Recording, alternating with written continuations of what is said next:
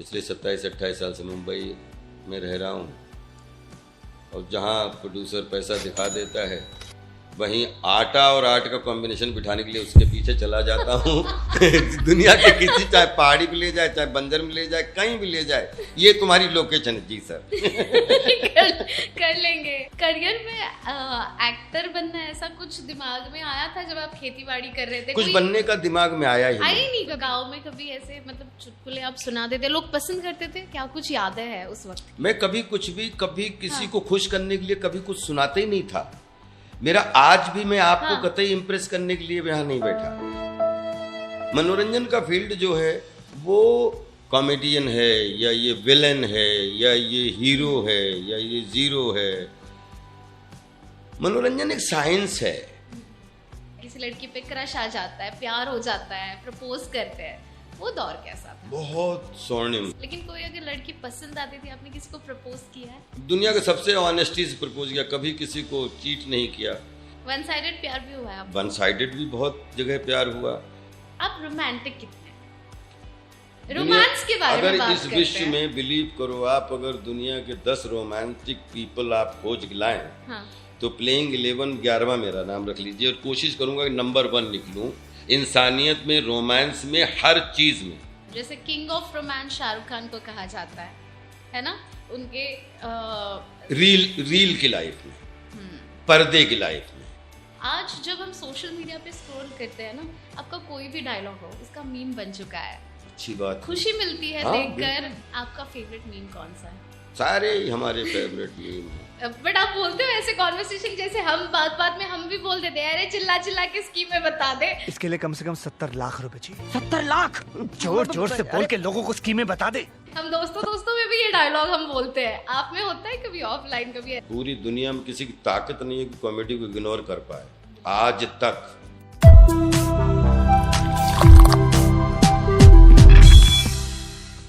Hello नमस्ते, मैं हूँ पूजा नवाते। आप सबका स्वागत है डिटॉक्स पॉडकास्ट में।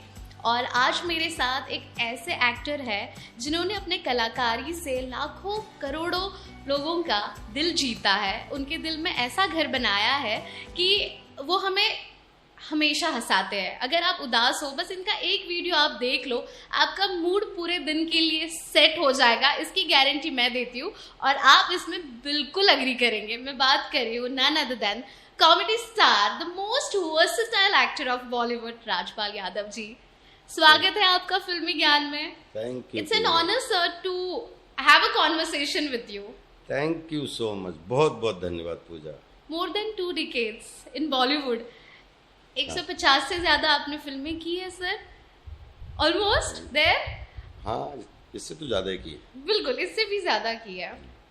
सबसे पहला सवाल ये पूछना चाहूंगी, इतना मुकाम हासिल करने के बावजूद आप इतने डाउन टू अर्थ कैसे, कि आपके साथ कॉन्वर्सेशन के लिए बैठी हूँ फिर भी ऐसा लग रहा है कि आप आज भी, मतलब जो स्क्रीन पर जो एक कैरेक्टर आप लेकर आते हैं, वो मासूमियत, जो फन, एकदम नेचुरल ऑरा, वही ऑरा आज मैं फील कर पा रही हूँ। मुझे ना अप समझ में आता है ना डाउन समझ में आता है, मुझे अर्थ तो समझ में आता है कि हर कंडीशन पे अर्थ पे रहने का जो मज़ा है ना, वो व्यर्थ नहीं जाता। तो क्या किसको डाउन टू अर्थ बोलते हैं या किसको अप टू अर्थ बोलते, पता नहीं, लेकिन मुझे ये पता है कि 7 समंदरों की धरती है जिसमें 71% पानी है और लगभग खेतीबाड़ी वाली ज़मीन, ऊसर बंजर ज़मीन, जहाँ पे जीवन नहीं है, या जंगल हैं, पहाड़ियाँ हैं, पर्वत हैं, ऐसा कुछ 15-16% ये है सब हिस्सा। जल, जंगल, ज़मीन, पहाड़ी, पर्यावरण को लेके तो बचा मात्र 12-13% जगह है जिसमें लोग डाउन टू अर्थ और अप टू अर्थ में रहते हैं। पूरे 7 समंदर मात्र 12-13% पे जो है वो जीवन है और बाकी तो प्रकृति है, संसार है, पशु पक्षी है। तो मुझे ये लगता है कि इसमें जब जन्म ही अपने बस में नहीं है, मरण ही अपने बस में नहीं, तो आपके बस में है क्या? तो फिर जो भी है वो एक रंगमंच का, जीवन का रंगमंच है, उसका नाटक है। जन्म लेने के बाद और मरने से पहले अपनी भूमिका हमेशा निभाओ जिसके लिए आप पैदा हुए, बस बाकी तो ऊपर वाला। मैं तो कभी कभी किसी के साथ बात करते वक्त यही कहती हूँ कि किस बात का घमंड, खुद का नाम भी खुद का नहीं है, वो नाम भी माँ बाप ने रखा हुआ है। हाँ, नाम किसी पे चीज, जो चीज आप अपनी समझते हो वो आपका कुछ है ही नहीं, तो फिर क्या, किस बात को लेके? रोटी कपड़ा और मकान, चाहे आप 1000 रुपए के आदमी रहें, चाहे आप 1,00,000 करोड़ के आदमी हो जाएं, आप रोटी कपड़ा मकान तो नहीं बदल पाओगे ना, वही रोटी खानी है। और फिर तो बहुत सारे लोगों को सपना रोटी खाने का हो जाता है, फिर गोलियां खाते खाते मतलब आधा जीवन निकल जाता है। बिल्कुल। तो उसमें मुझे ऐसा लगता है कि दुनिया का सबसे बड़ा अगर विनर कोई विनिंग स्कोर है तो वो संतोष धन, पीस ऑफ माइंड। हाँ, संतोष अगर आपको मिलता है जो कर्म करके, आई थिंक वो सबसे बड़ी पूंजी है। और दुनिया का वही सबसे बड़ा आदमी है जो स्वस्थ है, व्यस्त है, मस्त है और संतोषी है। और संतोषी सदा सुखी, मुझे ऐसा लगता है दुनिया का सबसे बड़ा आदमी वो मुझे लगता है। बिल्कुल। लेकिन आज के दौर पे ना पीस ऑफ माइंड या संतोष मिलना बहुत मुश्किल लग रहा है, क्योंकि हम इतने ज्यादा चीजों से एक्सपोज्ड है। पहले तो जैसे रोटी कपड़ा मकान, ये 3 चीज आपके पास है तो आप अमीर है, मतलब आपके सर के ऊपर छत है, रोटी कपड़ा मकान, ये 3 चीजें खाने के लिए खाना है, मिल रहा है 2 वक्त का, तो बहुत। बट आज मुझे लगता है आज की जनरेशन, राजपाल जी, ये आईफोन 16 आ गया वो चाहिए, अगर वो नहीं है तो शायद रोटी कपड़ा मकान नहीं होगा तो भी चलेगा। लोग लोन पे चीज़ें खरीद रहे हैं, जो एक लाइफस्टाइल बन गई है। जो लग्जरी थी ना, आपने संतोषी कहा कि लग्जरी, सबसे ज़्यादा लग्जूरियस चीज़ ये होती थी कि सुकून की नींद पाना पूरे दिन के बाद। आज लग्जरी तो मटेरियलिस्टिक चीज़ों में है। अगर लग्जरी ठीक है, बेसिक आवश्यकताएं देश काल वातावरण के अनुसार बदलती हैं। हर दशक में कपड़े पहनना बदल जाता है, हर दशक में 24 घंटे में नेचर 24 बार कलर चेंज करती है। तो मुझे ये लग रहा है कि जिसको आप लग्जरी बोलते हो, इसकी वजह से अगर सब कुछ जटिलताएं हैं, तो जब मैं बचपन में था तो 1 रुपए की सब्जी के लिए भी उतनी जटिलताएं थी। 100 रुपए जो आज 1,00,000 रुपए जो आसानी से जुटते हैं, या 1,00,000 रुपए जुटाने के लिए जो जद्दोजहद करनी पड़ रही है। मैं जब छोटा था तो मेरे पिताजी 1,000 रुपए के लिए वही जद्दोजहद करते थे जो हम लोग आज।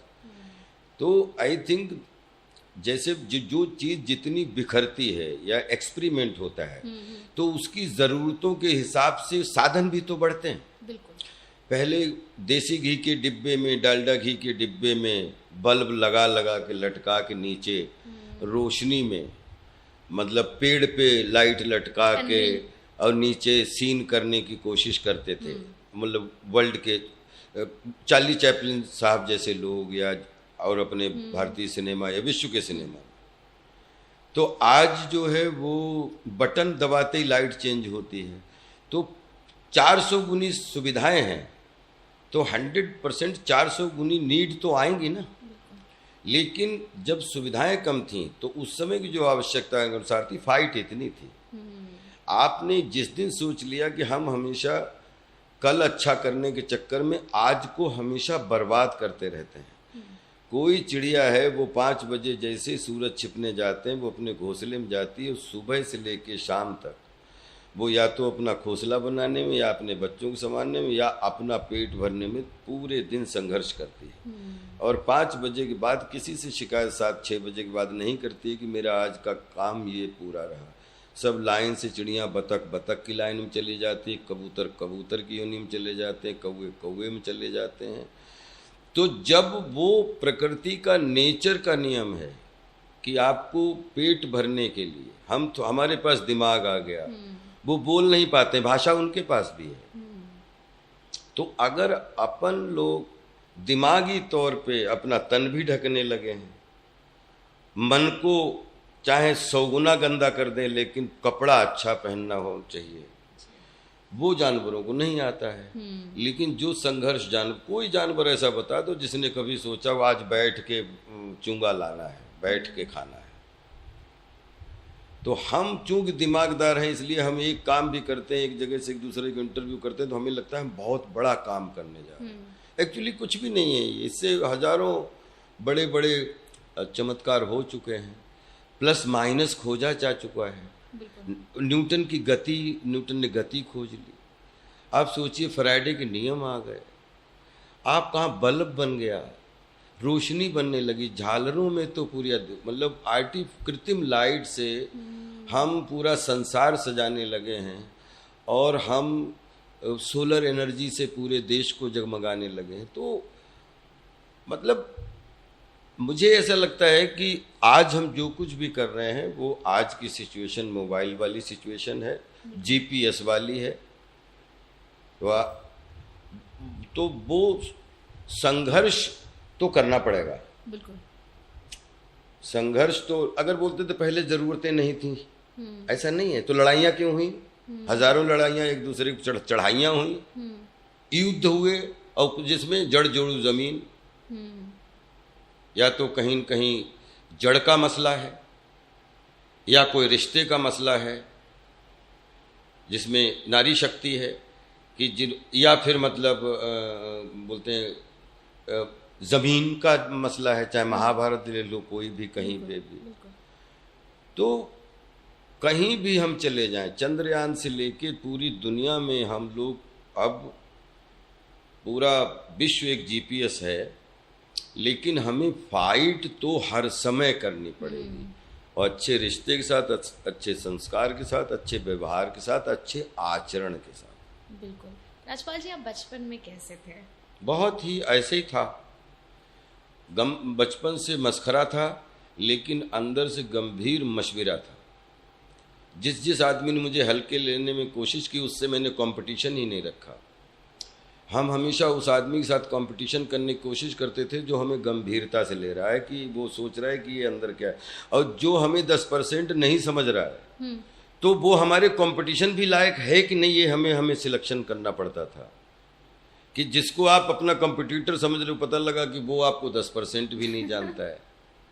तो मैं हमेशा कंपटीशन अपने आप से करता था बचपन से, चाहे कुश्ती हो, चाहे कबड्डी हो, चाहे लपचू हो, चाहे हाइड एंड सीक हो, चाहे खो खो हो, चाहे कोई भी खेल हो। और उससे लेके फिर कैरम से लेके चेस से लेके अभी गोल्फ नहीं खेला है, वो थोड़े दिन बाद शुरू करूँगा। और क्रिकेट को करियर नहीं बनाना था क्योंकि वो उम्र जा चुकी थी, तब तक 12 साल थिएटर और 5 साल की ट्रेनिंग इंस्टीट्यूट्स में।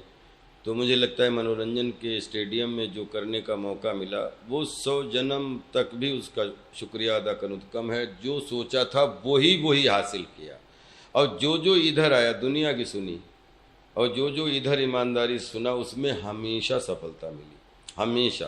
और जब लोगों का सजेशन सुना तब तक हमेशा विफलता मिली।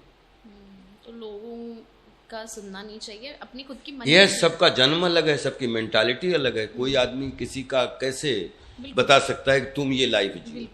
हो सकता है तुम्हें जो 6 दिखता है हमें वो 9 दिखता है, अब तुम भी सही हो। लेकिन आप ये कतई मत सोचो कि अगर आप उम्र में बड़े हो या उम्र छोटे हो मैं गलत हूँ। आप गलत को मैं नहीं कह रहा हूँ, लेकिन आप मुझे जो गलत कह रहे हो ये प्रॉब्लम सही बात है। जैसे आपने कहा कि आप स्पोर्ट्स में काफी एक्टिव थे। अभी भी एक्टिव हूँ, और मेंटली फिजिकली जब चाहे लखनऊ में था भारतीय नाट्य अकेडमी में तो योगा और मूवमेंट, सुबह की जॉगिंग, अब वॉइस प्रैक्टिस। तो अब बचपन से मुंशी जी का पहाड़ा पढ़ाना खेल खेल में 2 दूनी 4, तो वो गा के पहाड़े रटाना। तो खेल खेल में जितनी भाषाएं हमने सीखी हैं, मतलब अभिनय की, क्योंकि अभिनय की बहुत भाषाएं हैं। जितना बड़ा बरगद पेड़ है ना, जितनी पत्तियां हैं ना, जितनी रशे, उतनी अभिनय की अनस्पोकन भाषाएं हैं। तो उसमें हम लोग हमेशा की मनोरंजन का फील्ड जो है वो लगता है कि ये कॉमेडियन है या ये विलेन है या ये हीरो है या ये जीरो है। मनोरंजन एक साइंस है और we are all entertaining field के क्रिएटिव साइंटिस्ट। जो जीवन और आर्ट आपके प्राणों से जुड़ी हुई है। आर्ट आपकी बॉडी में जब तक वायु है तब तक आप जिंदा है, ठीक है। लेकिन वायु कहाँ रहती है? जिसका कुछ शेप नहीं दिखता है। मकान दिखता है, वायु नहीं दिखती है। और वायु जुड़ती है पवन पुत्र हनुमान, तो उनको पवन पुत्र, अब पवन वायु से निकले पवन, उनके बुक है शंकर स्वयं केसरी नंदन।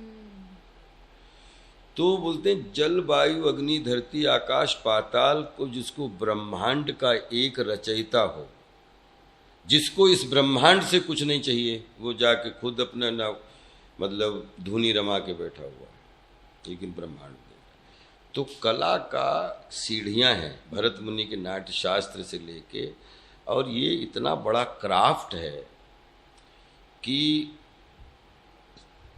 अगर बल्ब दबाते हैं तो ये बटन दबाएंगे तो ये बल्ब जलेगा, आपने इसको चार्ज किया हुआ है तो ये रिसीव कर रहा है जी।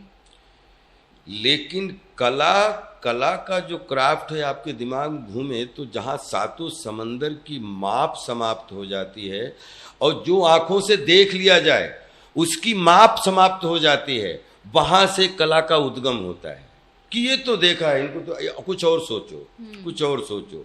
और वो सोच के उस क्राफ्ट को, जो बचपन में अपन ने स्टोरी मेकिंग सीखी थी कि एक शेर था, फिर उसने कहा अच्छा एक शेर था वो जंगल में दौड़ गया, जंगल से बाहर आ गया, तो एक दो तीसरे ने बोला एक शेर था वो जंगल से बाहर आ गया, चौथे ने बोला वो गांव चला गया। तो ऐसे कहानी मेकिंग करते थे, वो क्राफ्ट है ये।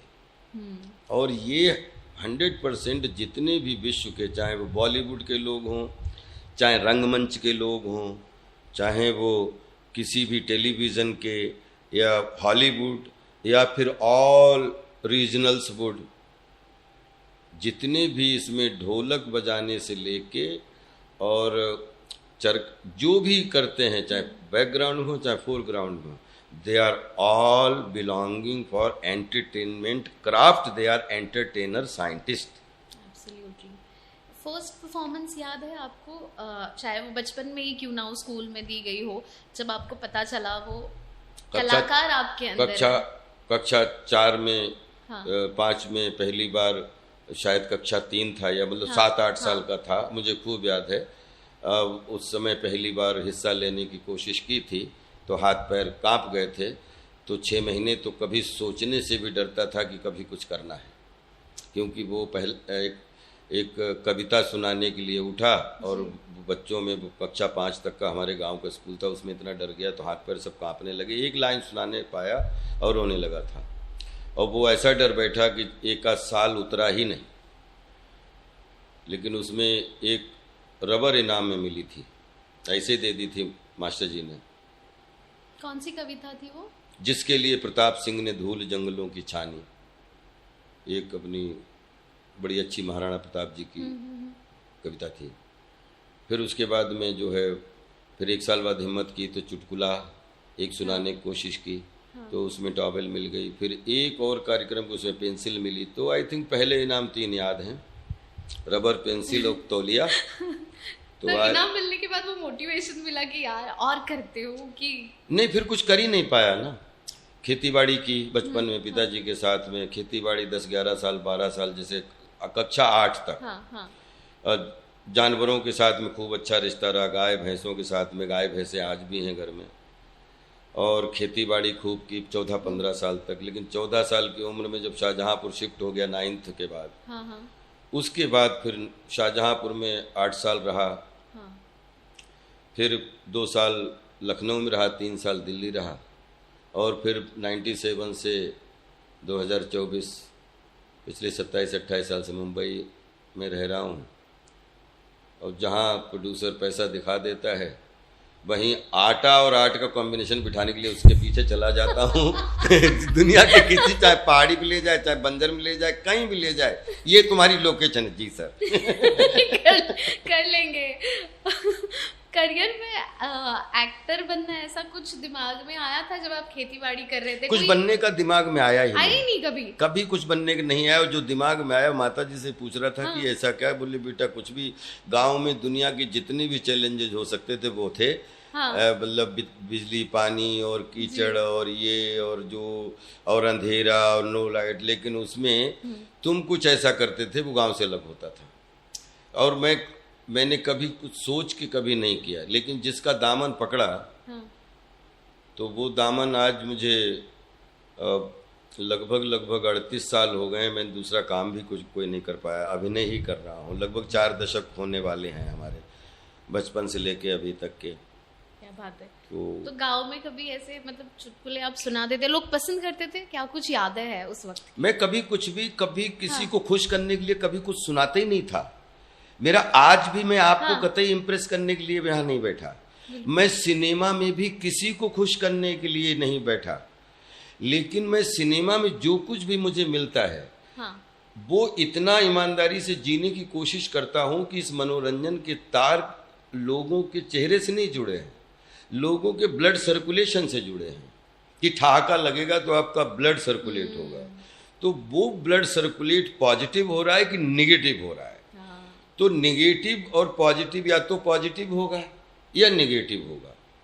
तो अगर इस दुनिया में 800 करोड़ लोग बता रहे हैं, मैं 200 करोड़ लोग ऐसे मानता हूं जिनके पासपोर्ट या जिनकी गिनती नहीं होगी, कहीं जंगल लंगल जहाँ पे ध्यान ही नहीं जाए, मतलब तो मैं 1000 करोड़ लोग मानता हूँ कि 1000 करोड़ किचन अगर हैं तो उसमें एक एक पैदा हुआ बच्चा बच्ची और बूढ़ा बूढ़ी, उसके ब्लड सर्कुलेशन को पॉजिटिवली कितनी अच्छे तरीके से ब्लड सर्कुलेट हो जाए तो इसके चेहरे पे जो 72,000 नाड़ियों का जो शरीर है उसमें प्रफुल्लता आ जाए, वो हर्षो उल्लास पैदा हो जाए। हम उसके लिए काम करते हैं।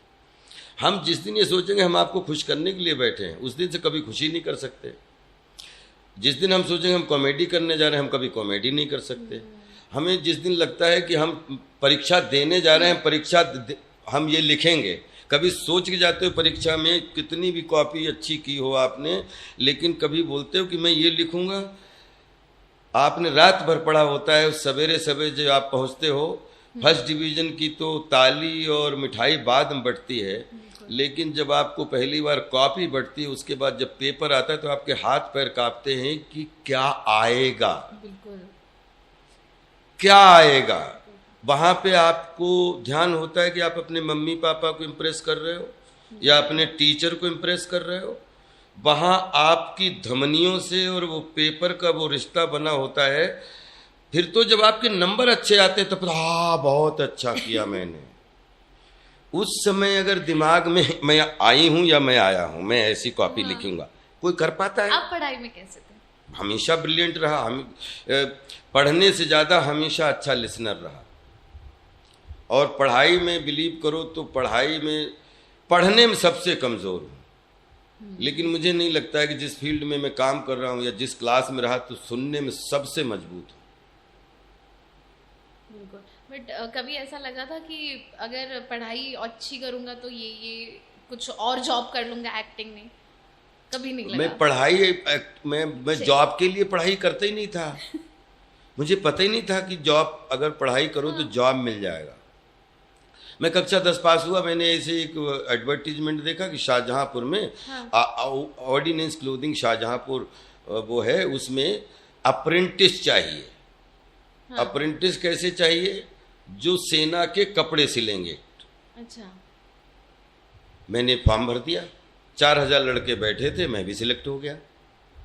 और सिलेक्ट होने के बाद में पता लगा कि सब जब बॉडी चेकअप और पूरा स्वास्थ्य चेक हुआ और सब कुछ, तो उसमें पता लगा कि अपन भारत सरकार रक्षा मंत्रालय के फौजी टेलर हैं, और अगर देश पे हमारे मुसीबत आ जाए तो हम टेलर लोग मशीनें छोड़ के 3 महीने की बड़ी रैंडम छोटी सी ट्रेनिंग करके हम अपने देश की रक्षा के लिए बंदूक लेके राइफल लेके निकल सकते हैं। तो हमारे लिए वो सुख था। मुझे बाद में लगा कि उसी में मैंने रामलीला की, एक उसी फैक्ट्री में 1 ही साल रामलीला की और उसमें अंगद का रोल किया। अच्छा। एक सीन था और वो एक सीन से शुरुआत, मतलब उसके बाद कभी रामलीला करने का मौका नहीं मिला। एक सीन से एक पहला नुक्कड़ नाटक अंधेरे के खिलाफ कोरोनेशन आर्ट थिएटर में किया। एक लाइन थी कि कोई हमें ऊपर निकालो, बस नुक्कड़। उसके बाद लगभग कोरोनेशन ने 8 लगभग कई नाटकों के 80-90 शो किए होंगे। अंधेर नगरी, चौपट, राजा तक। तो हमने प्लान ये नहीं किया कि हम ये करेंगे तो हमें ये मिलेगा। हम अनप्लान्ड अपने दिल से चलते, जो हमारा बेसिक इंस्टिंक्ट है उस पे हम चलते थे। जहाँ पे हमें उलझन हो जाए बिल्कुल तो हम उस रास्ता को छोड़ देते थे, और जिस रास्ते में हमें सुख मिलता है और लोगों का नुकसान नहीं है और हमें देख के लोगों को ताली मिल रही है, अपनापन हो रहा है, और जो मैं काम कर रहा हूँ इन तक अच्छा लग रहा है, तो इस काम को और भी अच्छा करूं, और भी अच्छा करूं, और भी अच्छा करूं। तो करते करते मतलब गांव का प्राइमरी का, चाहे प्राइमरी कविता हो, चाहे प्राइमरी का चुटकुला हो, चाहे हाई स्कूल का हो, चाहे जूनियर हाई स्कूल का हो, अब खैर BA तो प्राइवेट ही किया पत्राचार से, लेकिन जिस स्टेज पे जहाँ पे भी जो काम किया उसमें बेस्ट जिया। और मैं बोल रहा हूँ कि लोग ये चिंता मत करो कि आप क्या जीना चाहते हो, आप ये करो तो कि आपने बेस्ट क्या क्या जिया और क्या क्या मिस्टेक्स की। तो कल every day is beginning day, every day learning day, every day is fighting day, every day is new day. अभी घर से निकले, कान में दर्द हो गया, पता लगा अस्पताल पहुंच गए। Nobody knows for tomorrow. तो डोंट थिंक इवन कि कल बहुत अच्छा हो जाएगा, आज का बस दिन निपट जाए। नहीं, आज का अच्छे से निपटाते हैं, कल जब सोएंगे उसके बाद कल बात देखेंगे। तो इतना करते करते यहाँ तक पहुँच गए आप लोगों का आशीर्वाद से। बिल्कुल। राजपाल जी, मैं थोड़ा हटके सवाल पूछूंगी, ठीक है? टीनेज में आप कैसे थे? वो दौर टीनेज जो होता है ना, जैसे आपका मतलब आप उम्र पकड़ो 12 से लेके मतलब 19 तक, है ना? वो दौर ऐसा होता है कि आपके लड़के दोस्त ज़्यादा होते हैं, ग्रुप बन जाते हैं, किसी लड़की पे क्रश आ जाता है, प्यार हो जाता है, प्रपोज करते हैं। वो दौर कैसा था? बहुत स्वर्णिम किसी दौर, से प्यार हुआ? बहुत स्वर्णिम दौर। और इसलिए जीवन भर आज जिस मतलब हाफ सेंचुरी पे मतलब जितना मदर से प्यार मिला उसके लिए 100 जन्म तक शुक्रिया भी कम है, धन्यवाद कम है। दोस्तों का प्यार मिला उसके लिए 100 गुना धन्यवाद है। और टीचर्स का, बिल्कुल, और दोस्तों का, क्लास में हेल्दी कंपटीशन का, मतलब जहाँ भी रहे, जिस मोहल्ले में रहे, जिस क्लास में रहे, तो हमेशा नाम कितना रहा पता नहीं, इग्नोर तो कभी नहीं कोई कर पाया। चाहे कितना भी किसी भी तरीके की बोलते हैं कि टोली हो, हाँ। और राजपाल अगर उस टोली का हिस्सा है तो आप राजपाल को मतलब बोलते हैं साइड कर सकते हो थोड़ी देर के लिए, लेकिन इग्नोर नहीं कर सकते। लेकिन कोई अगर लड़की पसंद आती थी, आपने किसी को प्रपोज किया है? दुनिया के सबसे ऑनेस्टी से प्रपोज किया, कभी किसी को चीट नहीं किया और कभी किसी को चीटिंग के भाव से नहीं देखा। और इतना खुश हूँ कि मतलब हर उम्र पे कि जितने भी रिश्ते हुए, जिनको प्यार बोलते हैं या वन साइडेड बोलते हैं, दोनों साइडेड बोलते हैं। वन साइडेड प्यार भी हुआ है आपको? वन साइडेड भी बहुत जगह प्यार हुआ, लेकिन शादी के बाद में 2003 में जब राधा से शादी हुई तो उसके बाद एक दूसरे का हाथ पकड़ लिया और बोला कि आज से आपके जितनी भी बैकग्राउंड है, हाँ। चाहे पारिवारिक हो, चाहे फैमिली की हो, हाँ। चाहे दोस्तों की हो, चाहे टोली की हो, चाहे तुम्हारे पास्ट की हो, हाँ। और मेरा भी कभी जितना भी मेरा है कि मुझे नहीं पता ना, आपसे मिलना था या तो अपन 2003 शादी करेंगे तो अभी मैं ये दुनिया ना जीऊं। तो लेकिन 2003 के बाद में आज 2024 है शायद, मतलब 21 साल हो गए हम लोगों को शादी के। तो उसके बाद में कोशिश किया कि अगर किसी का हाथ भी पकड़ा हो तो उसके पीछे कोई सच्चा अच्छा भाव हो, कोई गंदा भाव ना हो। और मैं रात दिन जय नारी शक्ति बोलता हूँ कि मैं दुनिया का सबसे लकीएस्ट आदमी हूँ, बहुत गंभीरता से बोल रहा हूँ। हर आदमी ऐसे हमारे जैसे भगवान करे करोड़ों ऐसे हों, लेकिन मुझे खूब अपनी माता जी का प्यार मिल रहा है, प्यार से मैं अम्मा बोलता हूँ। मेरी जो भी मुँह बोली हैं, जितनी बहनें हैं, उनका खूब प्यार मिल रहा है। जितनी मेरे क्रश, जितनी मेरी प्रेमिकाएं थी, सबसे मेरा आज भी उतना ही अच्छा मैं अंदर से कांटेक्ट में हो? बिल्कुल, आपके एक्स के टच में हो? कांटेक्ट में इतनी बिजी पूरे अलग अलग हैं तो, लेकिन मन में दिल में रिस्पेक्ट में उनके लिए जो भाव वो उस समय था, उससे 100 गुना भाव आज है उनके लिए। और फिर वाइफ पत्नी का जितना भी 21 साल में एक बैकग्राउंड में जो पत्नी साथ दे दिया, वो पूरी फैमिली के बच्चों का जीवन सुधर गया। तो मैं तो जय नारी शक्ति बोलता हूँ कि मैं भी इतना फुलफिल हूँ कि हर उम्र के हिसाब से जो बच्चों को, जो बूढ़ों जो चाहिए होता है, जवानों को या उसमें, तो प्रॉपर मतलब कोई एक्सपीरियंस किया है हर तरीके। मुझे जानना है, आपने कहा कि आपने किसी को प्रपोज किया था, वो कैसे किया था उस टाइम पे? तो उसका क्या करोगे अभी पूछ के? अभी तो मैसेज पे प्रपोज हो जाता है। तो और प्रपोज के 3 ही शब्द होते हैं, चाहे इधर से कान पकड़ो चाहे उधर, आई लव यू के ही होते हैं जी। बट एक अलग अलग तरीके होता है ना प्रपोज करने मुझे के। आपने कैसे किया तरीका था? वो अभी आ ही नहीं सकता, क्योंकि इंटरव्यू में प्रपोज आप किसी को करो तो तमाशा हो सकता है। अभी नहीं, जो आपने कहा तभी आपने किसी को प्रपोज किया था, वो कैसे प्रपोज किया था? मतलब डायरेक्ट जाके इजहार कर दिया था, रोज दिया था? मैंने जिसको प्रपोज किया डायरेक्ट ही किया। मतलब मैंने कब बोल दिया आई लव यू ऐसे? सीधा नहीं बोल दिया तो कैसे लेकिन बोल इतना ईमानदारी से दिया थी कि इसमें कोई भी करप्शन नहीं था। तो जिसको अगर 90% हर जगह जहां भी प्रपोज किया वहां पे कामयाबी ही मिली रिश्ते को, और रिश्ते को मजबूरी मिली। 10% आप जीवन है, कभी कम्युनिकेशन नहीं हो पाया, कभी एक दूसरे को नहीं समझ पाए, कभी एक दूसरे की डेप्थ नहीं समझ पाए। और मैं जीवन को बहुत गंभीरता से लेता हूँ। बिल्कुल। तो जितनी मैंने मस्करागिरी करता हूँ उससे 100 गुना गंभीर मशविरा रखता हूँ। क्या बात है। और इसलिए अपनी दुनिया में मस्त हूँ।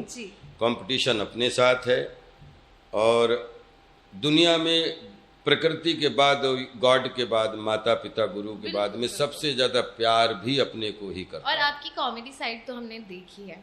आप बतौर नहीं, आपने 10-5 फिल्में वो नहीं देखी शायद, अगर वो देख लेते, जैसे काम चालू है, एक बाप बेटी की, अभी जो इस साल की सबसे मोस्ट स्ट्रीमिंग फिल्म है, और जिसमें पूरी फिल्म में बेटी और बाप का रोना ही है, लेकिन सत्य घटना इतनी ईमानदारी से बनाई। तो जितनी मेरी कॉमेडी फिल्में देखी गई उससे 10 गुना ज्यादा काम चालू है देखी गई है। मेरी पत्नी उससे 100 गुना ज्यादा देखी गई है। मैं माधुरी दीक्षित, उस समय सोशल मीडिया नहीं थी, लेकिन आज जो सोशल मीडिया पे फेमस होती हैं फिल्में, उससे 100 गुना ज्यादा मैं माधुरी दीक्षित बनना चाहती हूँ, फेमस हुई थी। अब Bhopal prayer for an under trial, सोचो जब जहाँ चुप चुप के कर रहा हूँ, एक 30-32 साल लड़का वो 3 बेटियों के फादर का रोल अंडर ट्रायल में कर चुका है जब 30-32 साल का था। तो जब जब जो चैलेंज मिला हो, चाहे वो रिश्ते में हो, चाहे पढ़ाई में हो, चाहे कढ़ाई में हो, उस चाहे नुकसान हुआ या घाटा हुआ, उसको चखा जरूर। बिल्कुल। तो इसलिए उसमें बहुत सारी मुसीबतों का भी, क्यों जीवन जंजालियों का है, लेकिन अगर ये लगे ये चैलेंज है तो ये चैलेंज को छूना जरूर है एक बार। तो इसलिए वो चैलेंज, इसलिए भी बार बार फिनिक्स की तरह जलता रहता हूँ, मिटाता रहता हूँ, फिर जन्म लेता हूँ, फिर अपने आप मिटा के चूल्हे में राख बना देता हूँ। सर, आपने मेंशन किया अपने फैमिली के बारे में। जो सवाल मैं पूछना चाहती थी कि हमने ज़्यादा, मतलब आपने कॉमेडी की है, सीरियस काम भी किया है, आप रोमांटिक कितने? रोमांस के बारे में बात करते हैं। अगर इस विश्व में बिलीव करो आप, अगर दुनिया के 10 रोमांटिक पीपल आप खोज लाएं, तो प्लेइंग 11 मेरा नाम रख लीजिए, और कोशिश करूंगा कि नंबर 1 निकलूं इंसानियत में, रोमांस में, हर चीज में। कितने रोमांटिक है आप? मुझे लगता है कि अगर मेरे अंदर थोड़ी कला ही जीवन है। अगर जो आदमी अंदर से कलाकार है और कला के आकार को समझता है, वो अगर रोमांस नहीं समझता है तो प्रेम नहीं समझता है, प्रेम नहीं समझता है तो विश्वास नहीं समझता है, विश्वास नहीं है तो आत्मविश्वास नहीं है, और अगर आत्मविश्वास नहीं है तो ना उसके अंदर कला है, ना प्रेम है, ना रस है, ना कुछ भी अलंकार। बिल्कुल, जैसे king of romance Shahrukh Khan को कहा जाता है ना, उनके रील की लाइफ में, पर्दे की लाइफ में, पर्दे की लाइफ में, रियल लाइफ में, रियल लाइफ में तो पता नहीं कौन है 750-800 करोड़ में, पर्दे की लाइफ की बात कर रहे हैं ना। हाँ, तो पर्दे में आई थिंक इज द कि कितना बड़ा नहीं, लेकिन मैं एक बात बताऊँ, शाहरुख भाई की एक बड़ी अच्छी हमें लगी, क्योंकि आपने उनकी वो परफॉर्मेंस शायद नहीं देखी है जिसमें उन्होंने नेगेटिव रोल किए। अगर वो उन्होंने एक ऐसे वो लीडिंग एंटरटेनर हैं जिन्होंने शायद जो फिल्में प्रोड्यूस की या जो फिल्में काम किया, हमेशा अलग अलग कहानियां चुनी, चाहे बाजीगर हो, दिलवाले दुल्हनिया ले लो, चाहे डॉन ले लो, चाहे ये दिल तो पागल है ले लो, चाहे कुछ कुछ होता है ले लो, चाहे आप देवदास ले लो, एक नहीं, और मतलब अलग अलग। और फिर उन्होंने खुद जो फिल्में प्रोड्यूस की वो बिल्कुल अलग अलग, कहाँ बिल्लू बार्बर और कहाँ पे और मैं हूं ना, और फिर चेन्नई एक्सप्रेस, मतलब बहुत बहुत बड़ी वैरायटी दी है शाहरुख भाई ने, और बहुत रिस्क लिए हैं। और इसके लिए वो मतलब वो एक बॉलीवुड के मतलब 100 साल के इतिहास में जो 10-20 अभिनेता, हिम्मती अभिनेता जो हैं, जिन्होंने रिस्क ले लेके अपना जीवन संवारा है, उसमें शाहरुख साहब भी आते हैं। The last of the superstar भी कहा जाता है उन्हें।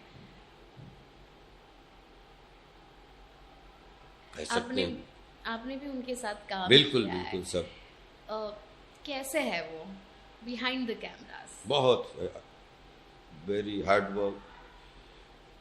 वर्क गाय, अपने रिहर्सल से लेके अपने काम से लेके बहुत ही, और सबसे बहुत ही इज्जत संस्कार के साथ सबको सम्मान देना शाहरुख भाई के बिल्कुल व्यक्तित्व में आता है।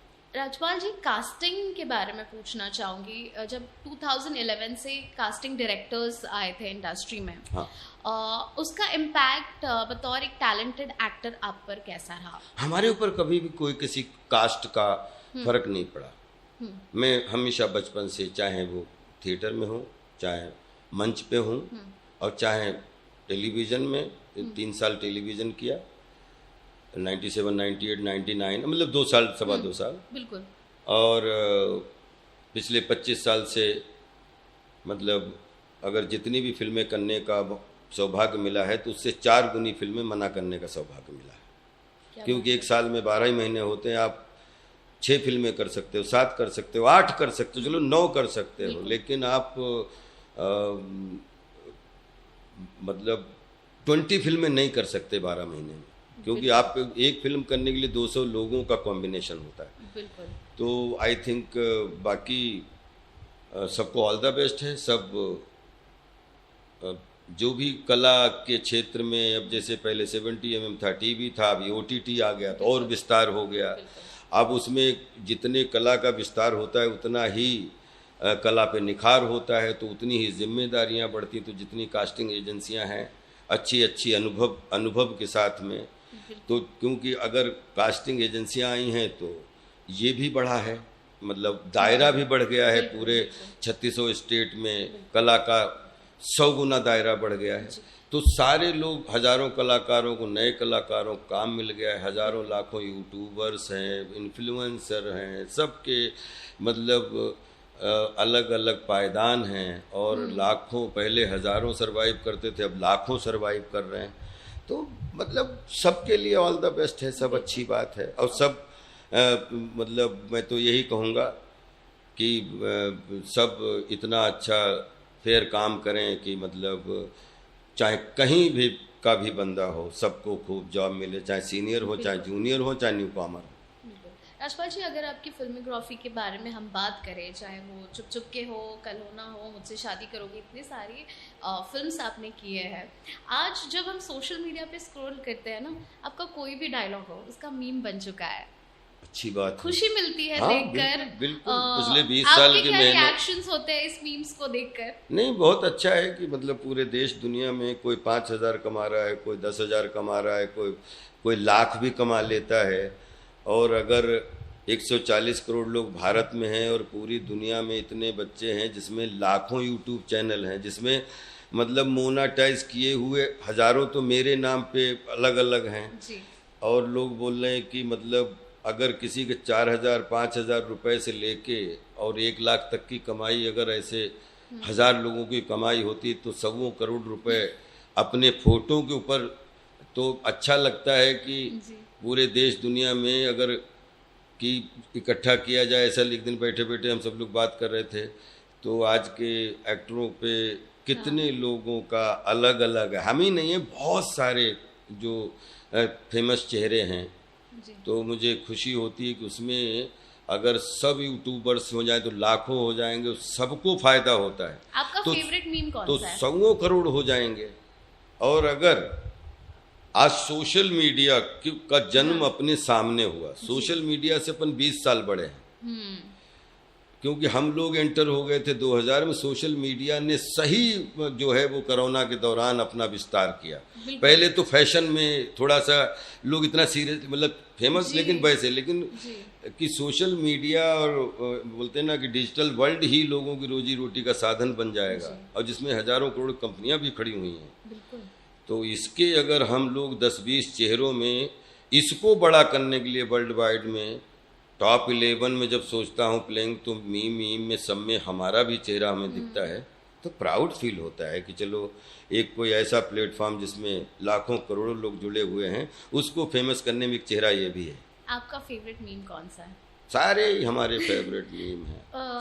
एक ना आपका सीन है जो बेहद मुझे पसंद आया वक्त फिल्म का, जहाँ पर बोमन ईरानी जी बैठे हैं, अमिताभ जी है, और वो जो क्वेश्चन एंड आंसर का सेशन चलता है ना, क्यों जाना है बाथरूम, क्यों, उस सीन के बारे में ज़रूर जानना चाहूँगी। कितना इम्प्रॉम्प्टू था, सीन से पहले क्या कुछ बातें हुई थी, क्योंकि वो इतना बेहद प्यारा सीन है ना। नहीं, वो विपुल शाह साहब की मेहनत थी और वो उन्होंने सब कैरेक्टर्स पर काम किया था, चाहे अक्षय जी का कैरेक्टर हो, चाहे प्रियंका का कैरेक्टर हो, चाहे बच्चन साहब का हो, भूमन जी का हो, शेफाली जी का हो जी।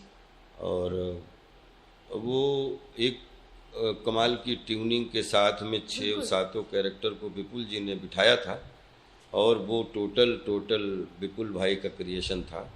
हाँ, मैं उसमें पात्र करते करते सुपात्र की लाइन में आ गया, ये हमारे लिए सौभाग्य की बात है। कमाल के एक्सप्रेशंस, कमाल डायलॉग डिलीवरी, काफ़ी एज अ कॉमेडियन आप जब इम्प्रोवाइजेशन करते हो सारे दिग्गजों के सामने, आप खुद कॉमेडी के दिग्गज हो, तब कितना मज़ा आता है और वो मोमेंट कैसा रहता है?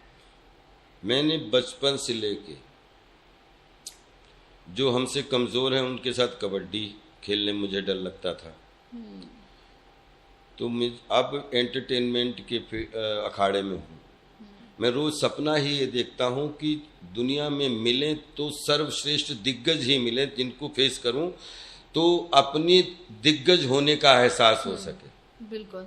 तो मुझे लगता है कि मैं सौभाग्यशाली हूँ कि दिग्गजों के बीच में ही काम करने का मौका मिला, और कोई नया भी है और एक लाइन भी नहीं बोली है, और उसने एक लाइन बोल के अपनी उपस्थिति दी, तो जितना कोई 40 साल काम किया हुआ दिग्गज है और हमारे सामने अगर एक लाइन बोला हुआ कोई लड़का है, तो मैं उस दिग्गज से उस जूनियर को कम दिग्गज नहीं मानता, क्योंकि ये कल का दिग्गज है जो आज की इसकी इंट्रोडक्शन है।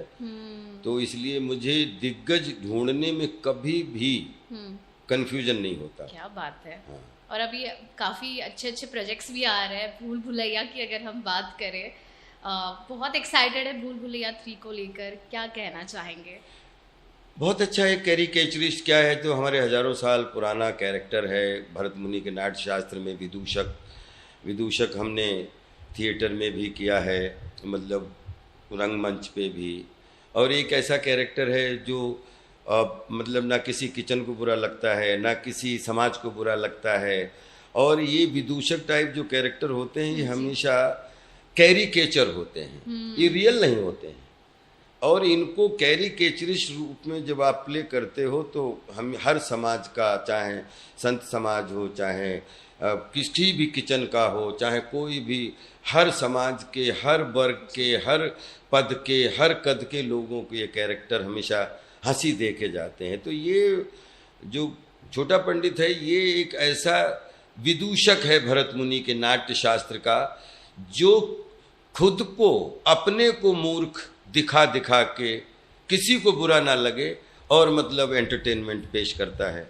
तो ये हमारी संस्कृति का, संस्कृत का, भरत मुनि के नाट्य शास्त्र का कैरेक्टर है, जिसको कोशिश करता रहता हूँ कि ये कैरिकेचर के रूप में सबको, बच्चों को, बूढ़ों को एंजॉय करे और बस उसको निभाने में मजा लेता हूँ। कार्तिक आर्यन, तृप्ति डिमरी है इस बार, कैसा था माहौल सेट? बहुत ही शानदार, मजा आया इनके साथ काम करने में? जब हमेशा जैसा मजा आता है वैसा ही मजा आया, और बहुत ही यूनिटी के साथ और बड़ी अच्छी क्लास कम्युनिटी के साथ फिल्म बनाई और बड़ा अच्छा लगा। और फिल्म अब बन के तैयार है, तो 3 नवंबर को रिलीज है। हम काफ़ी एक्साइटेड है देखने के लिए।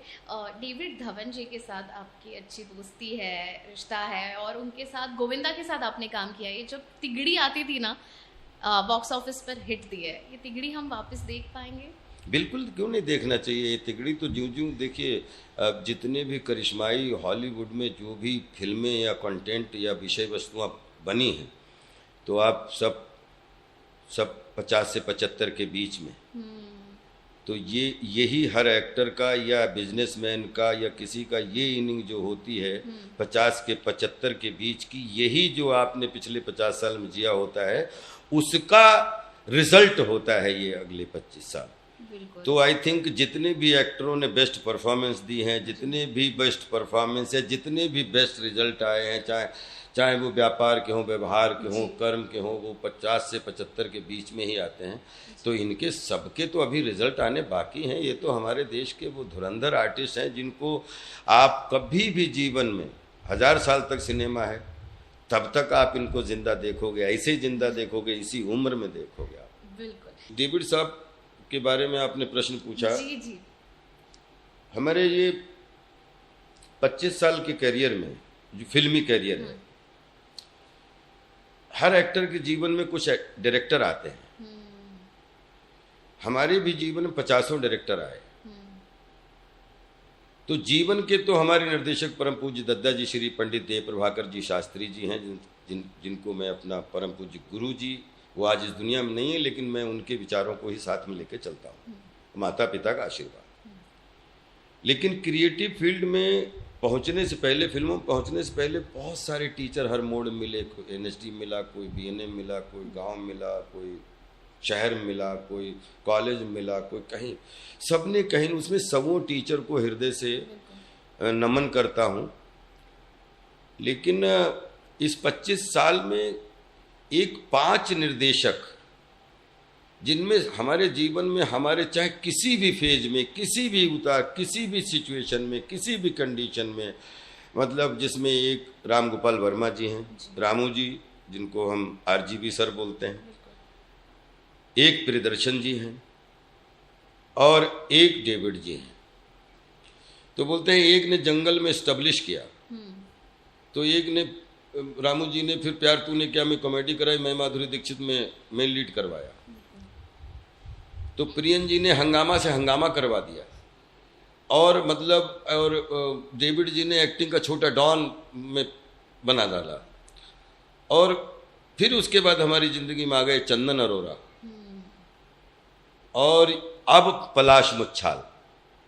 ये 25 साल में 5 डायरेक्टर ऐसे कह सकते हैं कि मतलब इन्होंने जब जब कभी कुछ सोचा, तो प्रियन जी ने, रामू जी ने या डेविड साहब ने, और फिर चंदन के साथ में जो भूमिकाएं करने का मौका मिला, और फिर अभी पलाश के साथ 3 फिल्में की।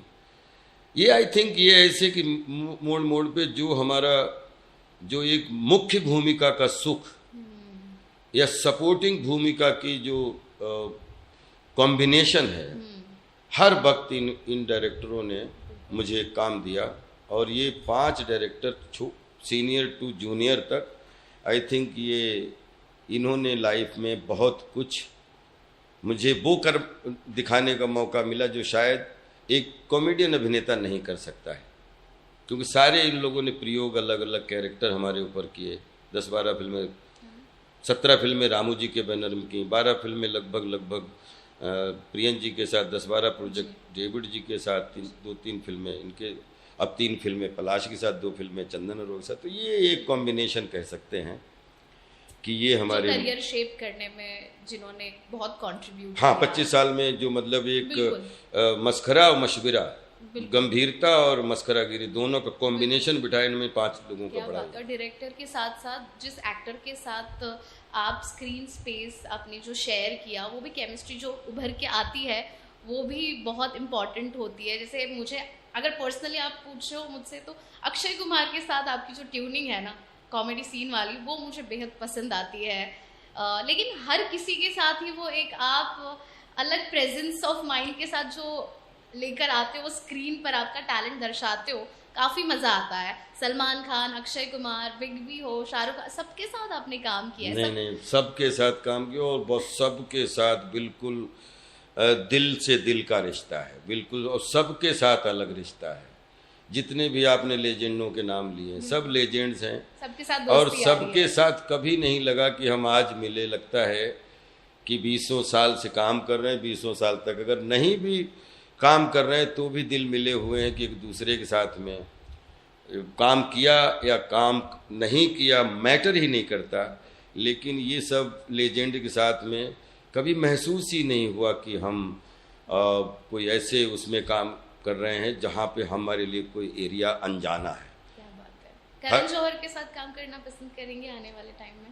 मैंने कल होना हो की है, एक सीन किया था, फिर हमें काल, फिर बहुत ही अच्छा सीन था। उसके बाद में करण ने काल एक फिल्म थी जी, तो काल के लिए मुझे ये कल हो ना हो के बाद काल में मेरे लिए कैरेक्टर लिखवाया था। हाँ।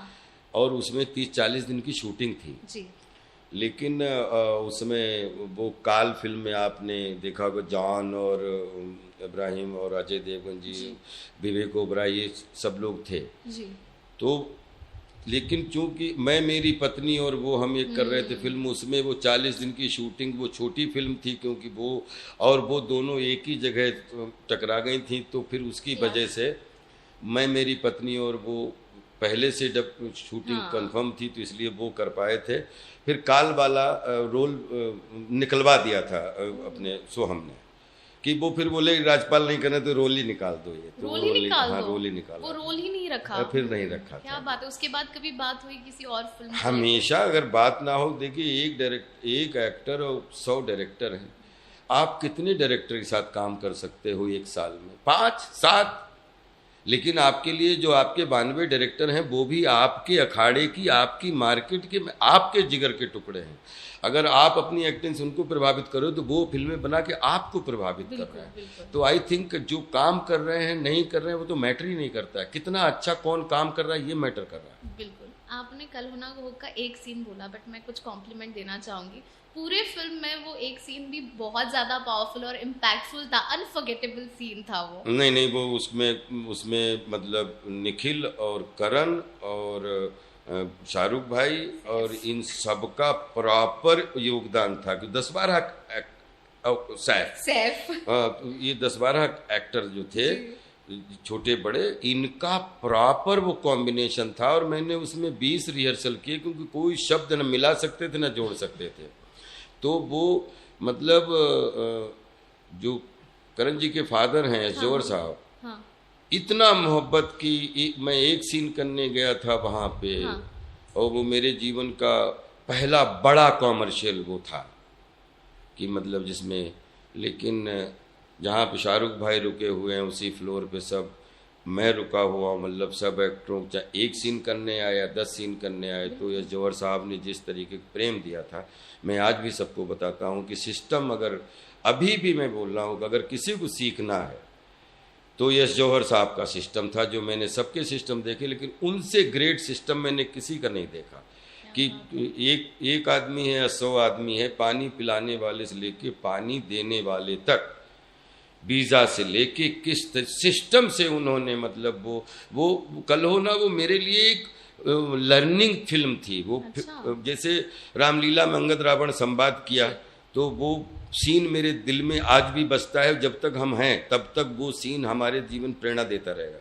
तो वैसे ही कल हो ना हो फिल्म में क्या था मेरा वो पता ही नहीं था, लेकिन वो पहला ऐसा बड़ा कॉमर्शियल सेटअप था जो मेरे लिए लर्निंग पीरियड था, और मैं 7-8 दिन वहाँ रुका था और मुझे बहुत मज़ा आया। आई थिंक वो सीन एक, लेकिन फिल्म का सिस्टम सीखने में कैसे सब कलाकारों को सिस्टमेटिक तरीके से जब फिल्म कर रहे हो बाहर या अंदर, तो सिस्टम क्या होता है प्रोडक्शन का, वो यश जौहर साहब से सीखा।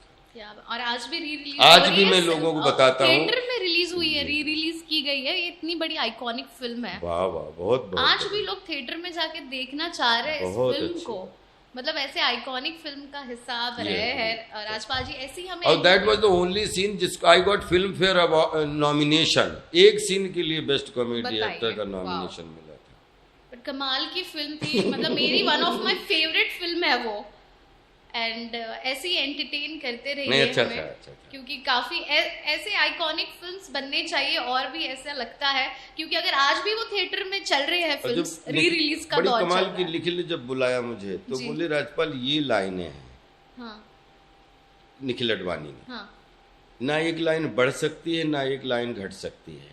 और मैं उस समय मैं माधुरी दीक्षित बनना चाहती हूँ, कर रहा था लीड भूमिका, और मुझे सब ये जंगल उंगल सब अवार्ड हुआ। मैं 16 फिल्में मेरी फ्लोर पे थी एक साथ। उन्होंने इतने जेस्चर अच्छे दिखाया कि आप चाहो तो रोल मना कर सकते हो क्योंकि आप बड़े बड़े रोल कर रहे हो, लेकिन ये रोल में इतना ही है क्योंकि वो क्राफ्ट था कि मैंने कुछ बोला तो फिर उधर सैफ जी ने कुछ बोला, इधर शाहरुख भाई ने कुछ बोला, तो वो कुछ वो मतलब जो है वो कुछ लॉक से ये लाइन यहाँ निकली तो वहां निकलेगी, वो दूसरे घर में पहुंच जाते हैं कि इस कॉमेडी ऑफ एरर। तो best breakup of comedy of error का मैंने वो सीन देखा, तो मैंने इसलिए वो श्रद्धा से, जिसे मैं लीड करता हूँ वैसे उतनी श्रद्धा से वो सीन किया था। बिल्कुल, और वो आज भी फिल्म को पसंद किया जा रहा है, और इतना ज्यादा नहीं, अच्छी फिल्म थी, बड़ी सेंसिटिव फिल्म थी, और गाने कल हो ना हो, क्या क्या लिरिक्स थे, मतलब अच्छा मजा आया। वेल मेड फिल्म है, उसको एक अच्छी फिल्म मानता हूँ। बिल्कुल, और कल हो ना हो से अभी भूल भुलैया जो कि थिएटर में इतनी कमाल की चल रही है, जब लॉकडाउन के बाद भी भूल भुलैया जब रिलीज हुई थी कहीं ना कहीं बॉलीवुड थमसा गया था। उसके बाद जब भूल भुलैया आई, फिर से बॉलीवुड ना कभी थमा है ना कभी थमेगा। पूरी दुनिया का कोई वुड कभी नहीं थम सकता। ये चर्चा के लिए ठीक है। हाँ, शुक्रवार होते हैं बॉलीवुड के और हॉलीवुड के, ऑल रीजनल्स वुड। एक शुक्रवार कभी होता है कि मिसकम्युनिकेट हो जाता है, तो 4 फिल्में चक्कर में पड़ती हैं, और प्रॉपर कम्युनिकेट हो जाता है तो गलतियां माफ होके वो 500 शुक्रवार की रूपरेखा तक तैयार कर देता है। आप मान के चलिए, चाहे कभी ना कला कभी ना रुकी है ना कभी रुकेगी। कभी ये घाटा मुनाफा हानि लाभ जीवन ये जैसे चल रहा है वैसे बॉलीवुड चलेगा, लेकिन बॉलीवुड ज्यों-ज्यों आगे बढ़ेगा। वो दादा साहब फाल्के साहब के चरणों में सबको नमन करना चाहिए कि वो कैसे एक बीज बो गए जो हमारे कल्चरल का सिनेमा के माध्यम से जो दादा साहब ने कर दिया। आज 100 साल का वो बरगद बन चुका है, जिसमें बॉलीवुड की रीच कम से कम मान के चलो, अगर 800 करोड़ लोग रहते हैं तो 700 करोड़ में बॉलीवुड घुस चुका है हर फील्ड में। और मतलब चाहे वो किसी भी फील्ड में, बॉलीवुड के गाने लोगों को पता है, बॉलीवुड के रीमिक्स, तो बॉलीवुड में इतना मटेरियल पड़ चुका है कि अगले 1000 साल सरवाइव करने के लिए बॉलीवुड काफ़ी है। तो इसलिए बॉलीवुड का कभी ना बुरा दौर था, ना है, ना रहेगा। ज्यों-ज्यों जिसको लोग बुरा दौर बोलते हैं वो और स्वर्णिम दौर बन के 500 फिल्में और बनाएगा। हाँ, इसलिए हम लोग बॉलीवुड के लोग नहीं, हम बॉलीवुड के पुत्र हैं। कर्म भूमि है हमारी, और कर्म भूमि माँ होती है, और अपनी माँ को कभी घाटे में देख सकता है, कभी कोई बच्चा मुनाफे में। बॉलीवुड के लिए हम लोग खुद अपनी अपनी जिम्मेदारी से पूरे विश्व की इतनी संभावनाएं क्रिएट करेंगे कि बॉलीवुड से लाखों लोग बाहर के प्रेरणा लें, क्योंकि बॉलीवुड का मतलब ऑल रीजनल्स ऑफ इंडिया, उत्तर दक्षिण पूरब पश्चिम, उन सबका मिश्रण है बॉलीवुड। तो इसलिए बॉलीवुड अपने आप बरगद था, बरगद है और बरगद बना रहेगा।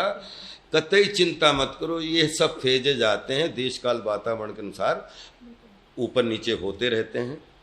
और जब जब बॉलीवुड में समझो कोई ब्रेक लगा तो समझो कोई लंबी जंप के लिए मारने के लिए थोड़े कदम पीछे जा रहे हैं, ये मान लो। क्या बात है, बहुत बढ़िया। हैशटैग शो, यस, मैं नाम लूंगी, आपको हैशटैग देना है, ठीक है? Shahrukh Khan, 3 dimensional actor. Salman Khan, 3 dimensional actor. Kartik Aaryan, 3 dimensional. इनको भी यस, क्यों नहीं, वो यंग जनरेशन के हैं, हमसे 10 साल जूनियर हैं, लेकिन वो जो कर रहे हैं अपने तरीके से, वो भी वो आम काम नहीं, बहुत बड़ा काम है। बिल्कुल। तृप्ति Dimri,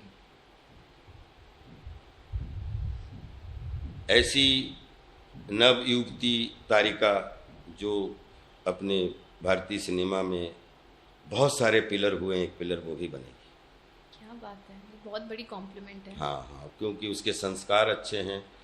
she is very good human being, she is very dedicated girl, और बहुत बहुत ही संस्कार वाली लड़की है। All the best for her. एक वर्ड उनके लिए हैशटैग में। अक्षय कुमार, ऑलवेज है, जैसे हम 20 साल पहले थे, हम अभी वेलकम टू द जंगल कर रहे हैं, जैसे के तैसे मिले और अभी भूत बंगला कर रहे हैं, तो जैसे लग रहा था 20 साल पहले मिले थे। मतलब उम्र बदली है, लेकिन हौसला और 10 गुना ज्यादा दोनों का एक जैसा है। बोला अपने पैसा डबल होके मिलेगा क्या? हाँ, अब तो 100 टाइम्स होके मिलेगा। बट आप बोलते हो ऐसे कॉन्वर्सेशन जैसे हम बात में हम भी बोल देते हैं, अरे चिल्ला चिल्ला के स्कीमें बता दे। हम दोस्तों में भी ये डायलॉग हम बोलते हैं। आप में होता है कभी ऑफलाइन, कभी ऐसे? जब ये फिल्में कर लेते हैं, जब फिल्मों में डायलॉग बोल लेते हैं, तो थोड़ा बहुत टाइम जब रियल मिलता है तो रियल में एक दूसरे से बात करने की कोशिश करते हैं। तो ये डायलॉग नहीं होते। चलो, बट हमें तो आपने डायलॉग दे दिया, हम मस्ती में बोल नहीं, हम तो पूरी दुनिया के लिए ही डायलॉग, हम तो चाहते हैं कि उनसे खूब लोग हंसें और खूब उसी के लिए बनाए गए डायलॉग। बिल्कुल। विद्या बालन, वे एकदम class actress. Shahid Kapoor, 3 dimensional actor. Kareena Kapoor, class actress. Ananya Panday, और अभी अपकमिंग डेब्यू में जो लड़कियां हैं 3-4, उसमें Ananya Panday, she is like my भतीजी, क्योंकि चंकी पांडे साहब जो हैं हमारे पिछले 20 साल से बिल्कुल भाई की तरह हैं। तो अनन्या के लिए हमेशा ब्लेसिंग की, all the best for her, खूब आगे बढ़े। क्या बात है, अच्छे प्रोजेक्ट्स भी कर रही है अभी वो। जी जी जी, बिल्कुल। और मैंने एक ही ड्रीम गर्ल 2 की, तो उसमें जो भी उसके साथ समय मिला तो हमें कभी लगा ही नहीं, हमें लगा हमारे परिवार की बच्ची हमारे साथ बैठी। क्या बात है। लास्ट नाम है कटरीना कैफ। बहुत सरप्राइजिंग एक्ट्रेस, सरप्राइजिंग। क्या जर्नी, क्या मेहनत करके, क्या डांसिंग के लिए, क्या अपने आप को इंडियन उस कल्चर में ढाला। बिल्कुल। और मेहनत की, वेरी डेडिकेटेड एक्ट्रेस। क्या बात है। आपके फैंस से 2 कमेंट है, आपको बस रिएक्ट करना है इस पे, ठीक है? Unfortunately comedians don't get the recognition they deserve. Comedians को इतना रिकग्निशन नहीं मिलता, आपको लगता है? पूरी दुनिया में किसी की ताकत नहीं है कि कॉमेडी को इग्नोर कर पाए आज तक। आज से नहीं, 30 अरब साल से पहले और 30 अरब साल आगे तक कोई दुनिया का ऐसा पद है, कोई दुनिया में ऐसा पद नहीं बना जो कॉमेडी के कद को छोटा कर दे। बिल्कुल। अभी तो पहले तो करियर को इतना सीरियस नहीं लिया जाता था, लेकिन आज स्टैंड अप कॉमेडियंस इतने बन रहे हैं। नहीं, आज नहीं, हजारों साल से। आपने, हम लोगों ने बहुत कम पढ़ा है, जो हमारी कला का वो है, उसमें हजारों साल से हंसी का बोलबाला था, जानवरों के बीच में, इंसानों के बीच में, आज भी है, कल भी रहेगा।